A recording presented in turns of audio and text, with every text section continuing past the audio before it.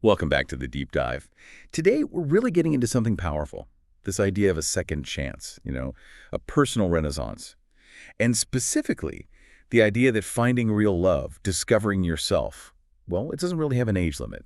Our mission today is to take a deep look into one listener's story, Laura's story. It's from these excerpts we have titled, A Late Spark on the Ocean Shore. Yeah, the source material is pretty amazing. It details this huge shift later in her life. We meet Laura when she's 58, and she's been married for, 32 years to James. So what's the picture? What's the status quo there when the story kicks off? Well, the status quo is definitely comfort. It's predictable.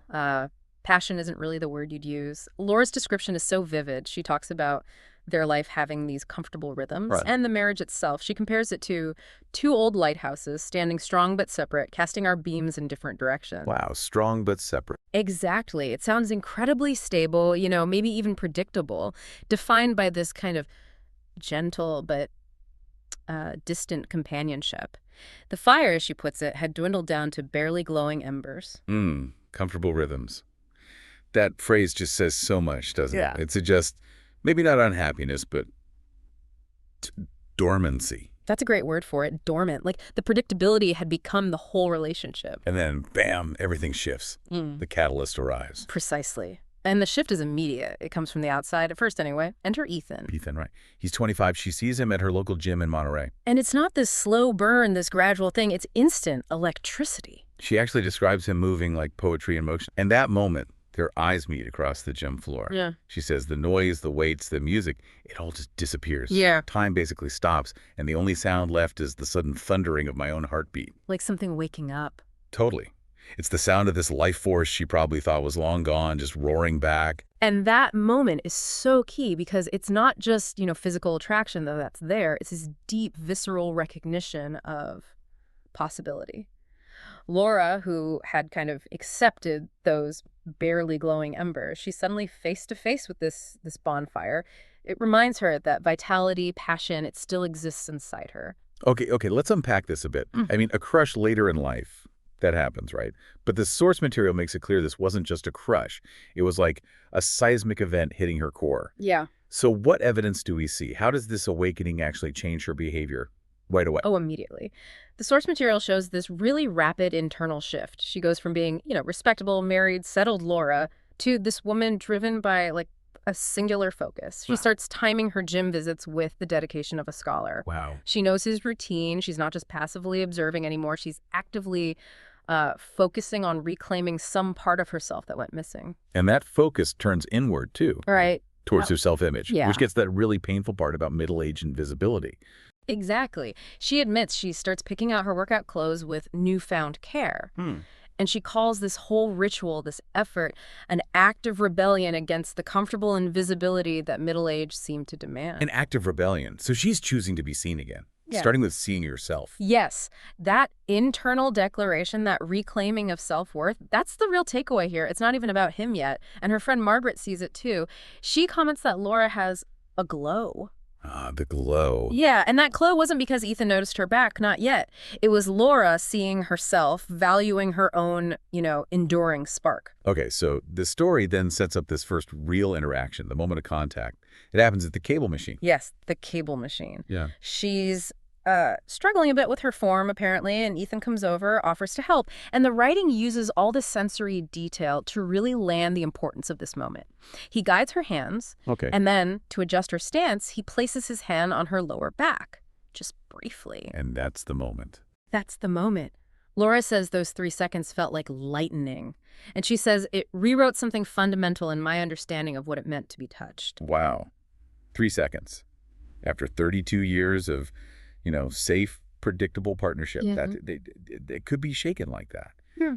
It just shows how much she needed that kind of intense connection, doesn't it? Absolutely starved for it. And the details confirm it's deep. His scent, she notes it.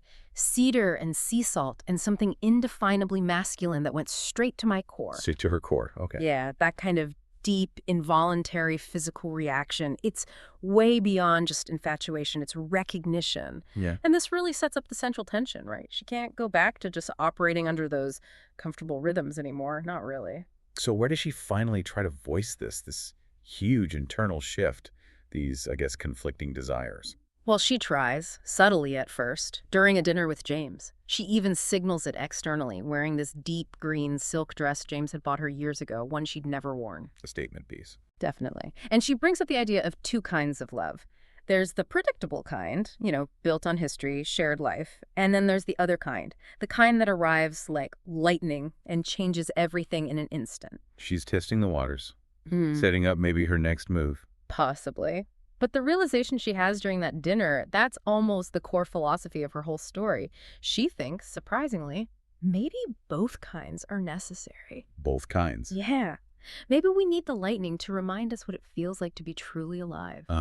That's huge. It's critical because it explains why the conflict she feels is so agonizing. She's not just throwing away something bad. She's not discarding James because he failed. She's confronting the fact that maybe she failed herself by choosing safety over aliveness. Right. And this is where it gets really tough. This isn't about leaving a villain.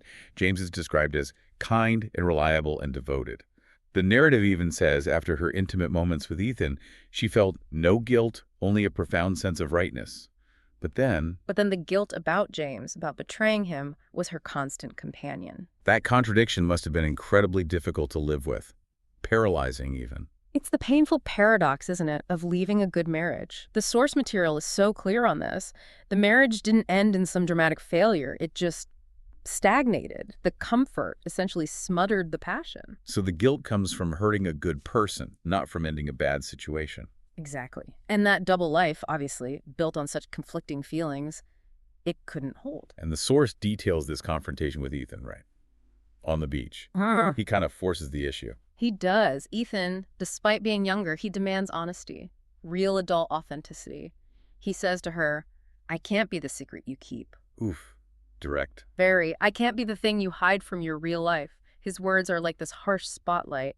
And he forces her to admit, maybe to herself more than anyone, that she wasn't just protecting James or him. She was protecting her reputation, her comfortable life. That's the turning point, isn't it? Where the comfort she built starts to feel like a cage. Precisely.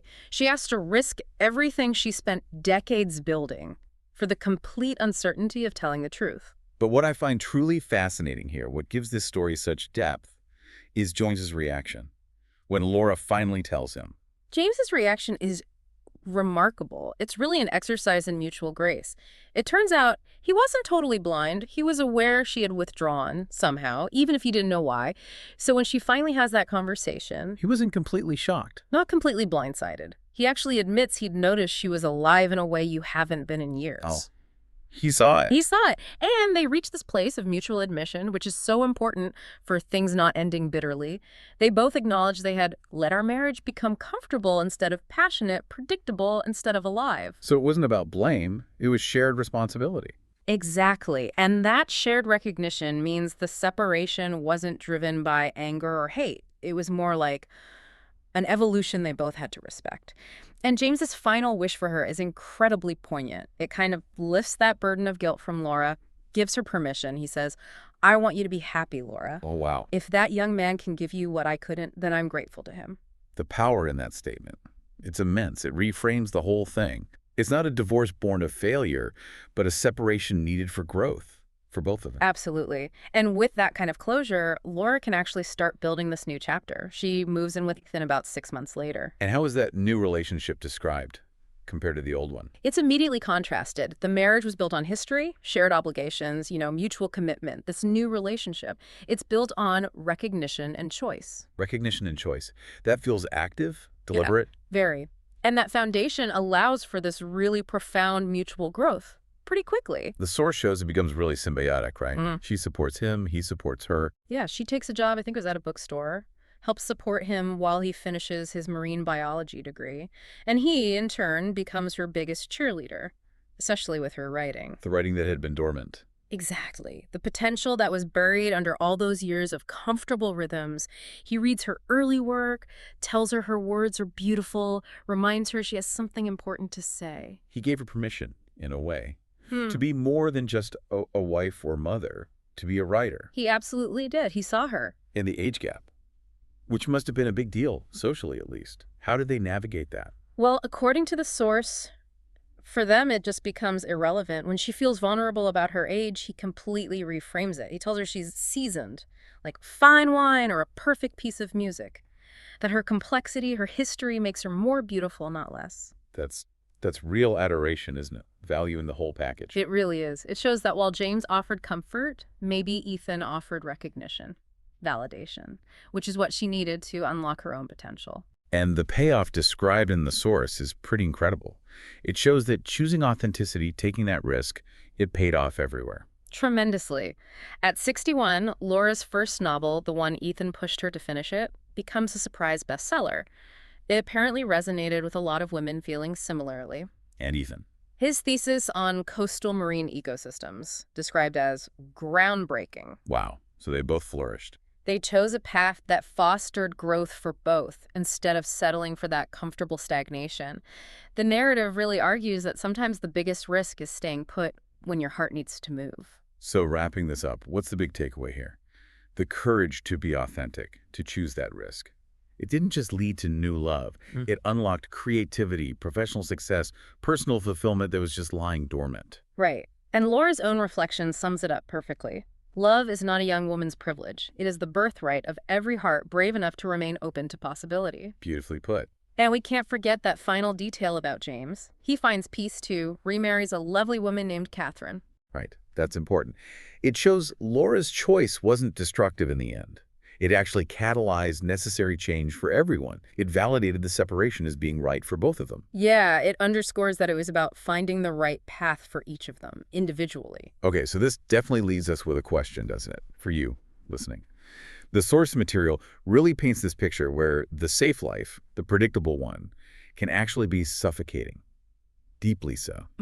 While the risky path, the authentic one, can lead to this profound self-discovery, even unexpected success.